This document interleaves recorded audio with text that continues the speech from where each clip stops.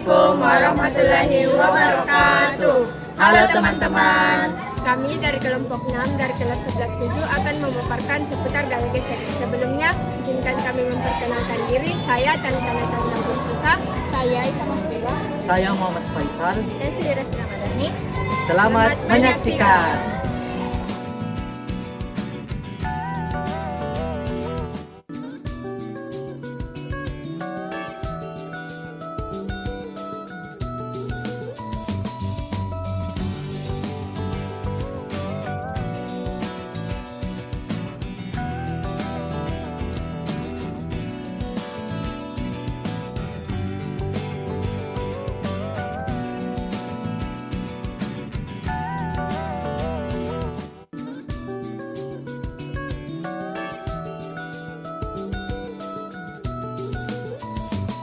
Gaya gesek adalah gaya yang timbul akibat persentuhan langsung antara dua permukaan benda dengan arah berlawanan terhadap kecenderungan benda. Gaya gesek kinetik adalah gaya gesek yang bekerja pada benda dalam keadaan bergerak, dan gaya gesek statis adalah gaya gesek yang bekerja pada benda dalam keadaan diam. Gaya normal terjadi apabila ada kontak dua benda yang arahnya tegak lurus dengan bidang kontak, sehingga gaya normal tergantung pada keadaan benda. Gaya gesek yaitu gaya yang berarah melawan gerak benda. Gaya gesek yang terjadi apabila dua buah benda bersentuhan.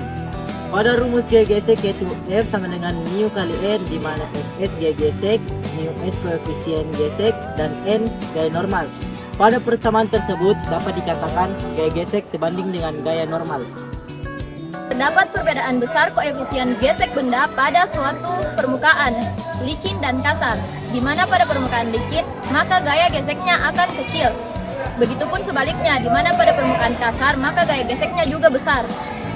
Dari gambar grafik di permukaan licin dan kasar, dapat disimpulkan bahwa semakin besar massa suatu benda, maka gaya gesek dan gaya normalnya pun akan semakin besar. Dan di bagian nomor 5, di permukaan kasar, benda tersebut tidak bergerak atau bisa dikatakan diam. Bisa disebut dengan gaya gesek statis. Di mana gaya gesek statis ialah gaya gesek yang terjadi pada benda dalam keadaan diam. Benda tersebut tidak mengalami pergerakan dikarenakan semakin besar massa suatu benda, maka akan semakin sulit untuk didorong. Kesimpulan yang didapat dari percobaan yang kami lakukan adalah semakin besar massa suatu benda, semakin besar juga gaya geseknya. Juga dapat membuat benda yang bergerak semakin lambat. Sekian pemaparan dari kelompok kami. Assalamualaikum warahmatullahi wabarakatuh.